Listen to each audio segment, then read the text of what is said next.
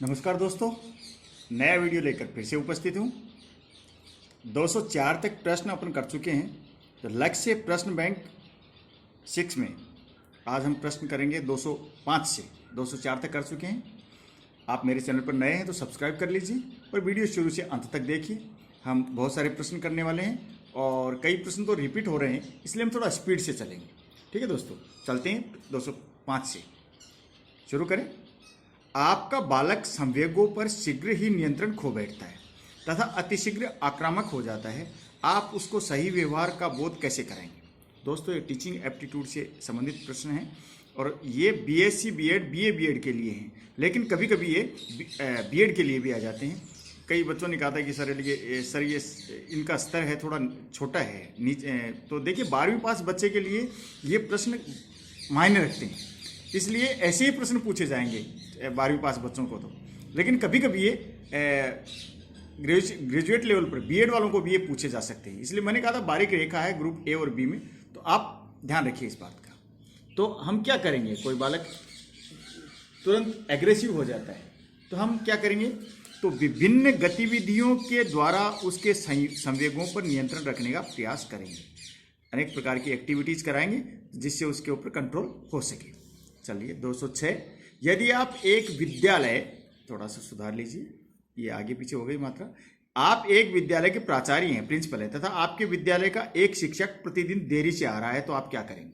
आप एक स्कूल के प्रिंसिपल हैं, लेकिन एक टीचर है वो डेली लेट आ रहा है, तो आप क्या करेंगे? तो आप क्या करेंगे, शिकायत वगैरह नहीं करके आप सबसे अच्छा ऑप्शन है कारण जानने का प्रयास करेंगे कि डेली वो लेट क्यों आ रहा है, रोजाना लेट क्यों आ रहा है।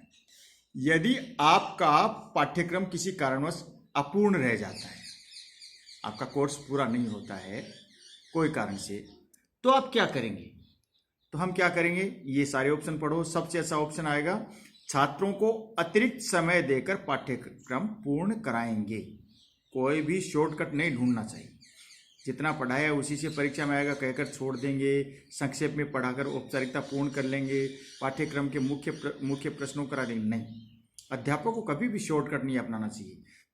टाइम और दो, एक्स्ट्रा टाइम दे करके उस कोर्स पूरा करवाना चाहिए। ठीक है दोस्तों, आगे चलते हैं। आपके दृष्टिकोण में शिक्षा के किस स्तर की समस्याएं सबसे अधिक हैं? आप सोचते हैं तो कौन सा लेवल है जिसमें एजुकेशन में सबसे ज़्यादा प्रॉब्लम्स आती हैं? सबसे महत्वपूर्ण प्रॉब्लम, सब समस्याएं अधिक महत्वपूर्ण है, किस लेवल की जो प्रॉब्लम है वो सबसे इंपॉर्टेंट है? प्राइमरी लेवल की, सेकेंडरी लेवल की, हायर सेकेंडरी लेवल की, इनमें से कोई नहीं। तो दोस्तों, इसमें आंसर आएगा प्राथमिक स्तर की, प्राइमरी लेवल की समस्याएं हैं। वो एक बार अगर शुरू में ही नींव ही खराब लग गई तो वो फिर वो मकान भी, भवन भी ऐसा ही बनेगा, बिल्डिंग भी ऐसी बनेगी। तो सबसे पहले उसका बेस अच्छा होना चाहिए। तो प्राथमिक स्तर को बेस माना जाता है बच्चे का। जब पहली कक्षा में बैठेगा तभी वो सेकेंडरी लेवल पे जाएगा, हायर सेकेंडरी लेवल पे। तो जो यहाँ की समस्याएं हैं, यहाँ की प्राइमरी लेवल का की जो प्रॉब्लम्स हैं वो सबसे अधिक इम्पोर्टेंट है। 209 आप सरकारी विद्यालय में कार्यरत हैं जहां आपको बीमार रहने पर चिकित्सा भत्ता दिया जाता है। ऐसी स्थिति में आप गवर्नमेंट स्कूल में हैं तो आप बीमार हो जाते हैं, सिक कर जाते हैं, तो आपको मेडिकल रिम्बर्समेंट दिया जाता है, मेडिकल अलाउंस दिया जाता है। ऐसी स्थिति में आप क्या करेंगे? तो फर्जी बिल, मेडिकल बिल बनवा कर ले आएंगे, बीमार होने पर ही लाभ उठाएंगे। देखो दोस्तों, आप अध्यापक हैं, आप किसी के आदर्श हैं, तो ये बेकार की चीजें नहीं करनी चाहिए अध्यापक को। अगर सचमुच में बीमार हो गया है तो उसका लाभ लेना चाहिए, केवल बीमार होने पर ही इसका लाभ उठाएंगे, और फर्जीवाड़ा करने का कोई मतलब ही नहीं है। ठीक है दोस्तों, आगे इस सुविधा का लाभ कभी नहीं उठाएंगे, ये भी गलत है कि आपको कोई सुविधा मिली हुई है तो उसका लाभ जरूर लेना चाहिए। आगे चलें दोस्तों। 210 आजकल छोटे छोटे छात्रों को पुस्तकों के बोझ को घर से विद्यालय तक ले जाना पड़ता है। आपके अनुसार उससे क्या हानि हो सकती है? आपने देखा है कई बच्चे कई बार ऐसा 10-10 किलो की जो बैग है उनके, पाँच छोटे छोटे बच्चे 5-5 किलो के बैग ले जा रहे हैं। हालांकि राजस्थान सरकार ने किया है कि बैग का बोझ कम किया है, पुस्तकों का बोझ कम किया है, और सरकारें भी इस दिशा में प्रयासरत हैं। लेकिन उस बोझ को जो बच्चे रोज ढो रहे हैं घर से विद्यालय तक, आपके अनुसार उससे क्या हानि हो सकती है? छात्र को अध्ययन में रुचि नहीं, क्योंकि यहाँ नहीं लिख रखा कि छात्र विद्यालय के बाद कोई हानि नहीं, क्यों कि इसमें ये नहीं लिखा कि छात्रों की कमर पे असर पड़ेगा या उनके स्वास्थ्य को नुकसान होगा, क्योंकि कमर बस्ते का भारी बोझ है, माना जा रहा है कि उनके शारीरिक विकास को हानि पहुंचा रहा है। यहाँ ऑप्शन नहीं है, तो हम यहाँ क्या लिखेंगे? छात्र की अध्ययन में रुचि नहीं रह पाती है, और बोझ ढोता है, घर से ले जाता है, वहाँ ले जाके पटक देता है, अध्ययन में रुचि नहीं रह पाती। क्वेश्चन नंबर 211, शिक्षण का अर्थ है, टीचिंग का अर्थ क्या है? टीचिंग मीन्स, तो इसमें सबसे अच्छा आंसर आएगा अधिगम हेतु मदद करना, लर्निंग में हेल्प करना, यही टीचिंग का मकसद है, टीचिंग का अर्थ है। अधिगम यानी लर्निंग, अधिगम हेतु मदद करना। आगे चलते हैं। एक आदर्श शिक्षक को चाहिए कि, एक आइडियल टीचर है, उसको क्या चाहिए? तो इसमें आंसर आएगा विद्यार्थी के कल्याण हेतु, स्टूडेंट्स के वेलफेयर के लिए हर संभव प्रयास करे। विद्यार्थियों के कल्याण हेतु हर संभव प्रयास करे, स्टूडेंट्स के वेलफेयर हेतु क्यों हर कार्य करे जितना भी वो कर सकता है। आगे चलें। एक अध्यापक को बच्चों के सृजनात्मक विकास के लिए देखना है, टीचर है तो बच्चों में क्रिएटिविटी डेवलप करने के लिए उसको क्या करना चाहिए? तो इसका आंसर आएगा दोस्तों, कल्पना शक्ति का प्रयोग करना चाहिए। अपनी कल्पना शक्ति के द्वारा बच्चों में सृजनात्मक शक्ति का विकास करना चाहिए। एक अध्यापक को बच्चों के सृजनात्मक विकास के लिए देखना है। बच्चों में क्या देखना है? कि उनकी सृजनात्मक शक्ति का विकास हो जाए, सृजनात्मक विकास हो जाए, क्रिएटिविटी डेवलप हो जाए। तो उनको बच्चों की कल्पना शक्ति है, कैसी कल्पना है, कैसे चित्र बनाते हैं, कैसा वो कार्य कर रहे हैं, उनकी इमेजिन पावर कैसी है, उसको देख के छात्रों को उसी दिशा में अग्रसर करना चाहिए। एक अध्यापक के लिए सबसे अच्छा, सबसे अधिक महत्वपूर्ण गुण है टीचर की, जो सबसे बेस्ट इंपॉर्टेंट क्वालिटी, सबसे अच्छी इंपॉर्टेंट क्वालिटी कौन सी है? अनुशासन, अच्छी आवाज, अच्छा प्रभाव, स्वयं के विषय पर प्रभाव। यानी उसका अनुशासन भी अच्छी बात है, अच्छी आवाज, अच्छा स्वभाव, लेकिन स्वयं के विषय पर प्रभाव, यानी उसका स्वयं का विषय है, उसमें वो निष्णात होना चाहिए, कुशल होना चाहिए, अच्छी तरह पढ़ा हुआ होना चाहिए, कुशल होना चाहिए। अध्यापक शिक्षा का प्रमुख उद्देश्य है। अध्यापक शिक्षा का प्रमुख उद्देश्य क्या है? बीएड वगैरह करना, ठीक है ना, बीएड करना, एमएड करना, ये अध्यापक शिक्षा कहलाती है। तो शिक्षण कौशल एवं मूल्यों का विकास होता है, उसका ज्ञान देना ही अध्यापक शिक्षा का प्रमुख उद्देश्य है। टीचिंग एजुकेशन है, बीएड है, एमएड है, बीएससी बीएड है, बीए बीएड है, ये शिक्षण कौशल का विकास करती हैं, टीचिंग स्किल्स का विकास करती हैं, वैल्यूज का डेवलपमेंट करती है, उनका नॉलेज भी देती है। तो ये इसका उद्देश्य है। कौशल विकास है, स्किल डेवलपमेंट क्या है? 216 का क्वेश्चन है, ये है प्रशिक्षण, ट्रेनिंग, ठीक है दोस्तों। शैक्षिक दूरदर्शन की प्रमुख कमजोरी है। शैक्षिक दूरदर्शन की प्रमुख कमजोरी क्या है? 217, एक पक्षीय संप्रेषण। दूरदर्शन पे प्रोग्राम आते हैं एजुकेशन संबंधित, लेकिन क्या होता है, वहाँ टीचर पढ़ाता है, हम जो बच्चे क्या प्रश्न नहीं कर पाते, तो वो कम्युनिकेशन है वो एक ही तरफ से चलता है, दो पक्ष नहीं होते। जबकि जॉन डीवी ने कहा है कि एजुकेशन इज बायोपोलर, शिक्षा ध्रुवीय प्रक्रिया है। लेकिन यहाँ पे क्या हो रहा है, एक पक्षीय संप्रेषण हो रहा है, दूसरा ध्रुव गायब होता है। चलिए आगे। 218, अध्यापक विद्यार्थियों की भागीदारिता को बढ़ावा देता है। टीचर विद्यार्थियों की जो भागीदारी है पढ़ाने में, उसको बढ़ावा देता है। कैसे देता है? पुनर्बलन द्वारा, ठीक है दोस्तों, पुनर्बलन, फीडबैक द्वारा। तो अध्यापक है शाबाशी देता है बच्चों को कि हाँ शाबाश शाबाश, तो बच्चे भी फिर क्लास में भागीदारी करने लग जाते हैं, पाठ में सक्रिय रुचि लेते हैं। एक्टिव हो जाते हैं क्लास में, अध्यापक उनको शाबाशी देता है तो अच्छा लगता है बच्चों को। भारत में दूरस्थ शिक्षा माध्यम से अध्यापक शिक्षा का मानदंड निर्धारित करने की सर्वोच्च संस्था है। डिस्टेंस एजुकेशन के माध्यम से अध्यापक शिक्षा का मानदंड यानी बीएड वगैरह कराती हैं। सर्वोच्च संस्था कौन सी है जो ये करवाती है? तो ये है NCTE। तो फ्रेंड्स, इसकी फुल फॉर्म होगी national council for teacher education. तो ये जो संस्था है ये इसके स्टैंडर्ड तय करती है कि किस तरीके से ये शिक्षा, टीचर्स की शिक्षा दी जानी है। ठीक है, NCTE, national council for teachers education. ठीक है दोस्तों, हाँ आगे चलते हैं। 220, अध्ययन में लचीलापन एक प्रमुख लक्षण है।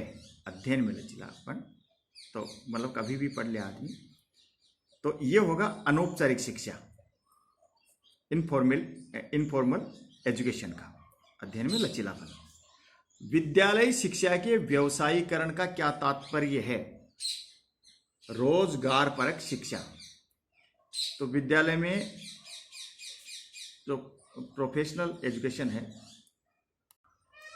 यहाँ विद्यालय शिक्षा में वोकेशनलाइजेशन है ये, तो इसका अर्थ है रोजगार परक शिक्षा। रोजगार देने के लिए जो शिक्षा दी जाती है वो ये शिक्षा आती है। प्रोफेशनल नहीं करके अपन वोकेशनल बोलेंगे इसको।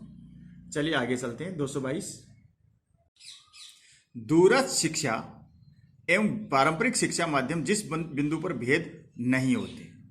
जो डिस्टेंस एजुकेशन है और वो जो परंपरागत शिक्षा चलती है, जो हम जैसे स्कूलों में जाके पढ़ते हैं, डिस्टेंस में तो वहाँ जाके नहीं पढ़ते, अपन दूर से शिक्षा ग्रहण करते हैं, प्राइवेट शिक्षा प्राप्त करना। और पारंपरिक शिक्षा स्कूल कॉलेज में जा करके, उसमें कौन सी जगह कौन सा भेद नहीं है? तो इसमें आएगा दोस्तों शैक्षणिक संस्थानों के संजाल, उसका भेद है। कक्षागत व्याख्यान, ये भी कक्षागत व्याख्यान दूरस्थ शिक्षा में नहीं होती है। सभी का प्रवेश दोनों में अलग अलग है, एक में होता है एक में नहीं होता। छात्र सहायता सेवा, स्टूडेंट्स हेल्प सेंटर बने होते हैं, उनकी हेल्प सर्विस है वो बराबर होती है। दोनों में, इनमें कोई भेद नहीं है, इसमें भी होते हैं वो इसमें भी होते हैं। जनतांत्रिक शिक्षण में निर्णय लेने का उपागम है डेमोक्रेटिक टीचिंग में निर्णय लेने का उपागम है। विद्यार्थियों एवं अनुभवी शिक्षकों में अंतःक्रिया, स्टूडेंट्स एंड एक्सपीरियंस टीचर्स में interaction, students and experience teacher में इंटरैक्शन। 224, विद्यार्थियों की आवश्यकताओं पर आधारित पाठ्यक्रम कहलाते हैं। स्टूडेंट्स की जो नीड्स हैं उसके ऊपर बेस्ड होते हैं, वो पाठ्यक्रम क्या कहलाते हैं? 224 का प्रश्न है, इसका आएगा बाल केंद्रित, बच्चों पर केंद्रित ही होते हैं। विद्यार्थी बच्चे हैं तो बच्चों पे केंद्रित हैं, चाइल्ड बेस्ड। ठीक है ना, बच्चों पर केंद्रित होते हैं ये पाठ्यक्रम। विद्यार्थियों की आवश्यकताओं पर आधारित पाठ्यक्रम बाल केंद्रित कहलाते हैं। एक सफल अध्यापक का मापदंड नहीं है। एक सफल अध्यापक के लिए सहभागिता, कठोर अनुशासन, चयनित कुछ छात्रों से अंतःक्रिया, मोजियापन, मनोरंजनात्मक, इनमें से कौन सा नहीं?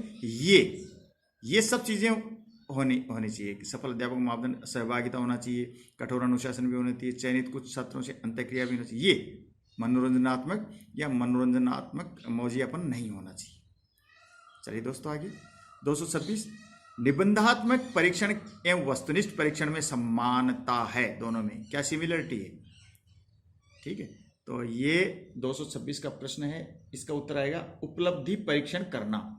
दोनों में ये जो वस्तुनिष्ठ MCQ टाइप होते हैं, निबंधात्मक इजी ऐसे टाइप के क्वेश्चन आते हैं, तो दोनों में एक समानता है कि दोनों ही उपलब्धि, अचीवमेंट क्या है बच्चे का, तो अचीवमेंट टेस्ट करते हैं दोनों। ठीक है, और नहीं है दोनों में। 227, किसी कार्य के प्रति निष्ठा एक उद्देश्य है। किसी कार्य के प्रति निष्ठा एक उद्देश्य है, भावात्मक स्तर। ठीक है, आगे 228, सृजनात्मक चिंतन नहीं है, तथ्य आधारित क्या सृजनात्मक चिंतन नहीं है। निम्नलिखित में से मुख्य व्यक्तिगत विकास सिद्धांत नहीं है। मुख्य व्यक्तिगत विकास का सिद्धांत नहीं है। व्यक्ति, पर्यावरण, अंतःक्रिया, ये व्यक्तिगत विकास का सिद्धांत नहीं है। वाणी एवं भाषा का विकास न होने के, वाणी एवं भाषा का विकास न होने का कारण है। वाणी एवं भाषा के विकास का न होने का कारण है जन्म से बहरापन। जन्म से बहरा होगा वो बालक वाणी भी नहीं सीख पाएगा, और आमतौर पे देखा गया है कि जो बहरे बालक होते हैं आमतौर पे गूंगे भी होते हैं। तो बहरा बालक होगा उसमें वाणी और भाषा दोनों का विकास नहीं हो पाएगा। एक अध्यापक द्वारा श्रवण दोषयुक्त बालकों के साथ निम्नलिखित व्यवहार नहीं किया जाना चाहिए। यानी जिन बच्चों में सुनने का दोष है, ठीक से सुनाई नहीं दिया जाता, यानी वो बहरे हैं एक तरीके से, तो उनके साथ कौन सा व्यवहार नहीं करना चाहिए। उनको साथ सामान्य बालकों के साथ तुलना नहीं करनी चाहिए। कोई टीचर है, एक किसी बच्चे का बहरापन है उसके साथ, तो जो जिनमें बहरापन नहीं है, अच्छी तरह सुनते हैं, उनके साथ उसकी तुलना नहीं करनी चाहिए। चलिए दोस्तों 232 क्वेश्चन की ओर चलते हैं। इससे बच्चे में हीन भावना घर कर जाती है, इन्फीरियरिटी कॉम्प्लेक्स, क्योंकि बहरा बच्चा है तो बच्चे का उसमें कोई दोष नहीं होता। अध्यापन प्रभावशाली होता है जब अध्यापक, टीचिंग इफेक्टिव कब होगी, जब टीचर विषय ज्ञान में दक्ष है, अपने सब्जेक्ट में निष्णात है, ठीक है, जानकार है अपने सब्जेक्ट का। निम्नलिखित को अधिगम का फल के रूप में नहीं माना जाता। टीचिंग के रिजल्ट के रूप में नहीं जाता। टीचिंग यानी सीखने का जो फल है, रिजल्ट है, उसके बारे में उसके रूप में नहीं माना जाता। अवधारणा निर्माण, कौशल विकास, ज्ञान का विकास, परिपक्वता का अभ्युदय। तो यहाँ दोस्तों आएगा अवधारणा निर्माण। चलिए दोस्तों, निम्नलिखित प्रभावशाली शिक्षण का एक प्रमुख कारक है। निम्नलिखित प्रभावशाली शिक्षण का, निम्नलिखित में से प्रभावशाली शिक्षण का एक प्रमुख कारक है। इसमें दोस्तों आएगा स्पष्ट एवं यथा तथ्य संप्रेषण। टीचिंग इफेक्टिव होगी तो जब इसमें क्लियर कम्युनिकेशन होगी, जैसा है वैसी की वैसी आपको टीचर बोले वही स्टूडेंट्स को सुन जाए, कम्युनिकेट हो जाए, वो सबसे अच्छा इफेक्टिव टीचिंग का ये एक तत्व बनेगा। 235 to 35। एक अध्यापक के समक्ष सर्वाधिक महत्वपूर्ण चुनौती होती है। टीचर के सामने सबसे अधिक इम्पोर्टेंट चैलेंज है। तो ये दोस्तों आएगा शिक्षण प्रक्रिया को रुचिकर बनाना, यानी टीचिंग प्रोसेस को इंटरेस्टेड बनाना। ये एक चैलेंज होता है टीचर के लिए कि बच्चा उसमें इंटरेस्ट ले, अच्छी तरीके से पढ़े। 236। कक्षा में उपेक्षित विद्यार्थियों में मित्रता की भावना के विकास के लिए उनके बैठने की व्यवस्था कैसे की जानी चाहिए। कुछ बच्चे उपेक्षित महसूस करते हैं, स्टूडेंट्स हैं, उनमें आपस में मित्रता की, फ्रेंडशिप करनी है, तो उनके बैठने की व्यवस्था किस प्रकार से की जाए। तो अन्य बच्चों को उठाकर उन्हें सबसे आगे बैठाया जाए, इसके लिए अलग व्यवस्था की आवश्यकता नहीं। उसके पसंद के विद्यार्थियों के साथ बैठा जाए, सबसे पीछे। देखो दोस्तों, इसमें इसके लिए अलग व्यवस्था की आवश्यकता है ही नहीं। मित्रता की भावना के विकास के लिए बैठने की व्यवस्था, अलग से व्यवस्था करने की कोई आवश्यकता नहीं। भले बुरे को पहचानने हेतु छात्रों को क्या करना चाहिए, इनको पहचानने हेतु पर्याप्त अभ्यास कराएंगे, प्रैक्टिस कराएंगे। भले बुरे की पहचान हेतु छात्रों को पर्याप्त अभ्यास कराएंगे। ये भी अधिकाधिक उदाहरण देंगे, दोनों के लाभ बताएंगे, समय से गोष्ठियां कराएंगे, लेकिन पहचान हेतु पर्याप्त अभ्यास कराएंगे। यदि कोई छात्र आपका कहना नहीं मानता है तो आप क्या करेंगे। तो ये परामर्श वाला तो आप बार बार करते ही रहें। कहना नहीं मानने का कारण जानकर उसे उचित परामर्श देंगे। ये तो कारण जानना तो जानते ही हैं आप, अधिकांश का उत्तर आएगा अगर होगा तो ये ऑप्शन। यदि कोई छात्र आपसे सिफारिश कराना चाहता है तो आप क्या करेंगे? आपकी सिफारिश कराना चाह रहा है कोई छात्र, तो हम क्या करेंगे? उसके कार्य की प्रवृत्ति देखकर उसकी योग्यता अनुसार सहयोग करेंगे। ठीक है दोस्तों, आगे चलते हैं। अपने से बड़ों को का आदर करने की आदत का विकास करने के लिए शिक्षकों को अपने से रेस्पेक्ट करने के लिए, बड़े लोगों का रेस्पेक्ट करने के लिए ऐसी हैबिट डेवलप हो टीचर्स के, तो टीचर क्या करें? अपने से बड़ों का आदर करें, बच्चे रेस्पेक्ट करें। तो ऐसी हैबिट डेवलप करनी है बच्चों में, तो क्या करना चाहिए अपने को? आदर पर भाषण दें, गोष्ठियों का आयोजन करें, स्वयं अपने से बड़ों का आदर करना चाहिए, विभिन्न महापुरुषों के जीवन से संबंधित उदाहरण देंगे। तो देखो दोस्तों, ये तो स्वयं अपने से बड़ों का आदर करेंगे तभी बच्चे भी करेंगे। घर में भी ये देखते हैं हम कि हमारे माता पिता अपने माता पिता यानी आपके माता पिता, आपके दादा दादी की रेस्पेक्ट करेंगे तो आप अपने माता पिता की उस तरीके से रेस्पेक्ट करते हैं। अगर वो अपने माता पिता रिस्पेक्ट नहीं करते तो आप भी फिर उसी अनुपात में, उसी अंदाज में करते हैं। तो टीचर अपने से बड़ों का आदर करेंगे तो आप भी करेंगे।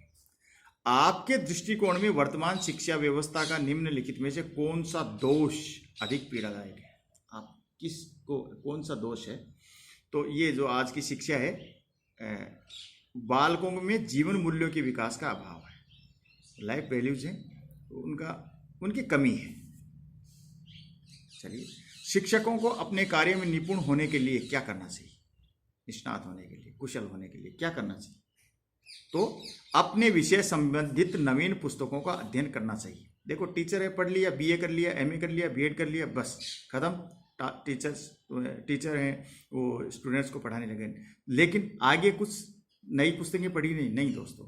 आगे भी मान लो कोई हिंदी का टीचर है, उसको क्या करना चाहिए? नए कवियों की पुस्तकें पढ़नी चाहिए, गद्य है, पद्य है, और क्या नवाचार हो रहे हैं, सब कुछ पढ़ना चाहिए। तो शिक्षकों को अपने कार्य में निपुण होने के लिए अपने विषय की नई पुस्तकें जो आ रही हैं उनका अध्ययन करना चाहिए। पुस्तकालय की पुस्तक फट जाने पर छात्र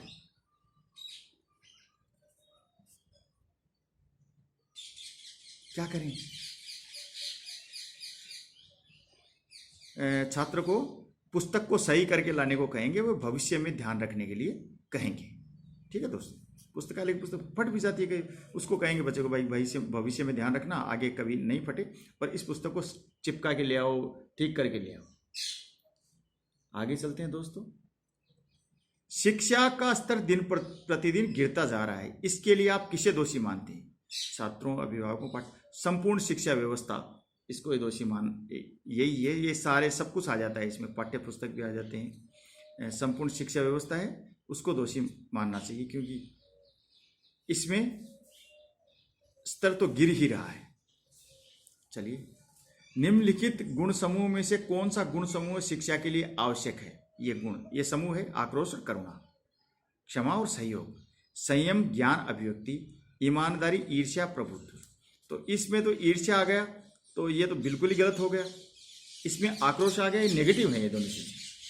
ये बिल्कुल, क्षमा और सहयोग ये ठीक है ना। और संयम, ज्ञान, अभिव्यक्ति ये सबसे अच्छा विकल्प है, तो ये सही उत्तर है।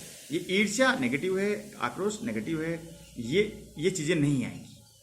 ठीक है, तो भाई इसमें उत्तर आएगा संयम, ज्ञान, अभिव्यक्ति।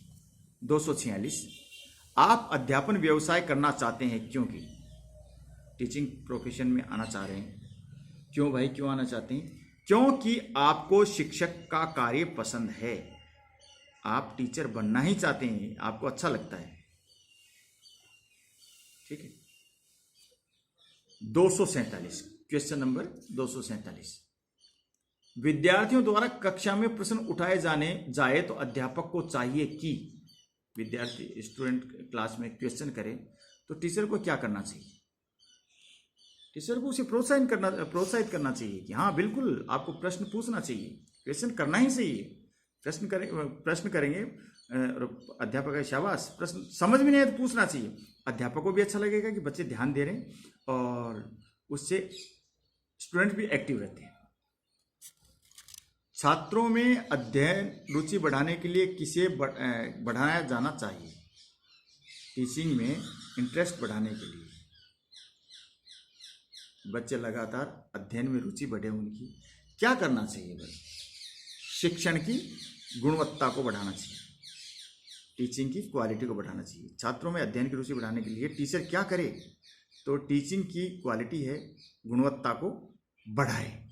चलिए मित्रों आगे चलते हैं। फ्रेंड्स 249 249 मनोवैज्ञानिक रूप से सीखना है।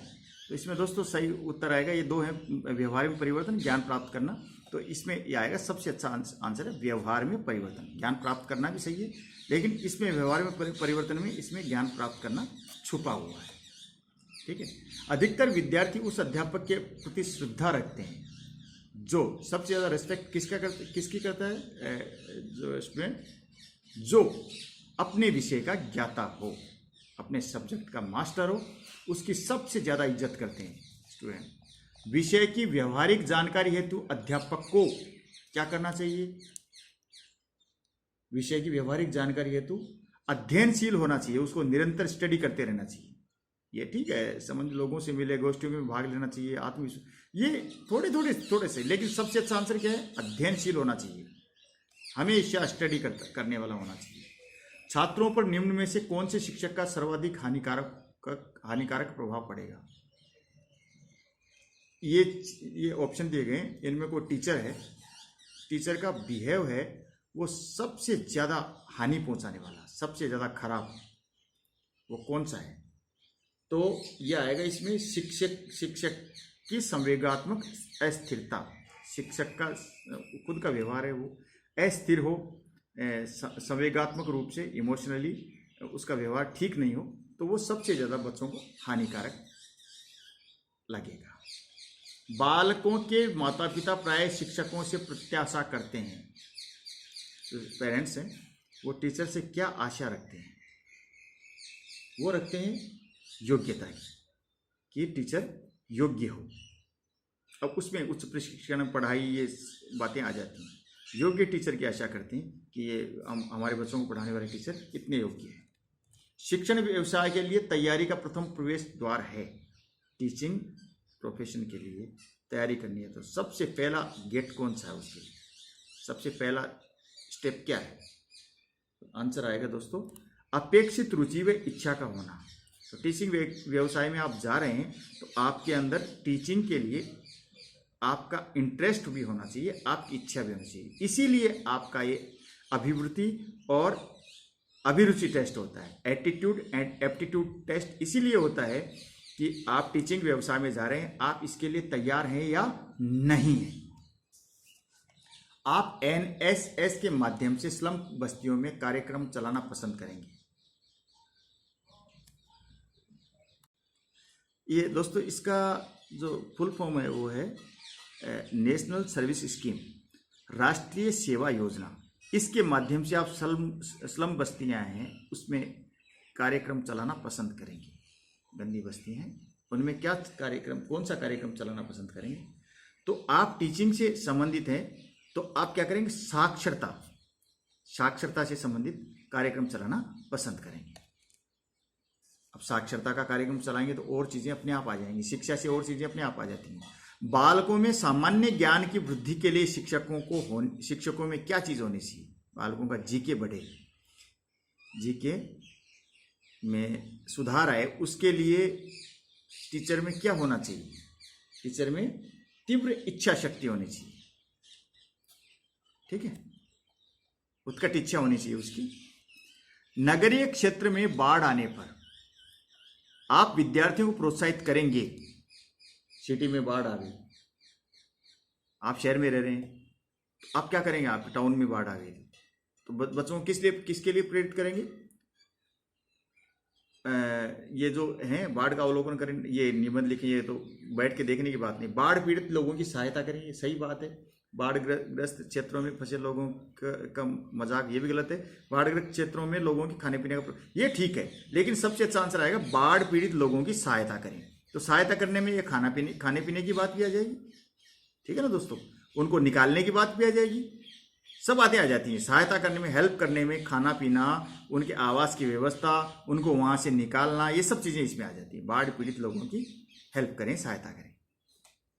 आज का अंतिम क्वेश्चन देख लेते हैं दोस्तों, बहुत लंबा वीडियो हो गया है। यदि आप विद्यालय भवन की दीवारों पर छात्रों को थूकते हुए देख लेते हैं तो आप उनके साथ कैसा व्यवहार करेंगे? दोस्तों इसका आंसर देंगे, ये 2 देख लो, पहला ही आंसर आएगा इसका। आप उन्हें उसी समय टोकेंगे तथा डांट डपट करेंगे, क्योंकि थूकना तो बुरी आदत है। तो आप उनके डांट डपट भी कर देंगे, उसी समय टोकेंगे उनको, कल के लिए टालना ठीक नहीं। ये 2 ऑप्शन और देख लीजिए। आप वरिष्ठ छात्रों की अनुशासन कमेटी को ये कार्य सौंपेंगे, आप उन्हें विद्यालय से निष्कासित कर देंगे। दोस्तों आप उसी समय अगर थूकते हुए पाए जाते हैं तो उसी समय उनको रोक देना चाहिए और डांट भी देना चाहिए, ठीक है ना। थोड़ा बहुत डांटना फटकारना कोई बुरी बात नहीं है। तो मित्रों मेरे विचार से कोई बुरी बात नहीं है। आपको ये वीडियो अच्छा लगा होगा, अच्छा लगे लाइक करें, शेयर करें, और अभी भी मेरे चैनल पर नहीं है तो आप इसको सब्सक्राइब कर लें मेरे चैनल को। और अभी अपना टीचिंग एप्टीट्यूड का लगभग कोर्स हो गया है, थोड़े से क्वेश्चन बचे हैं, तो 2-3 वीडियो में वो हो जाएंगे। उसके बाद हम रीजनिंग शुरू करने वाले हैं। दोस्तों मेरे साथ बने रहने के लिए, वीडियो देखने के लिए धन्यवाद। नमस्कार, जय हिंद।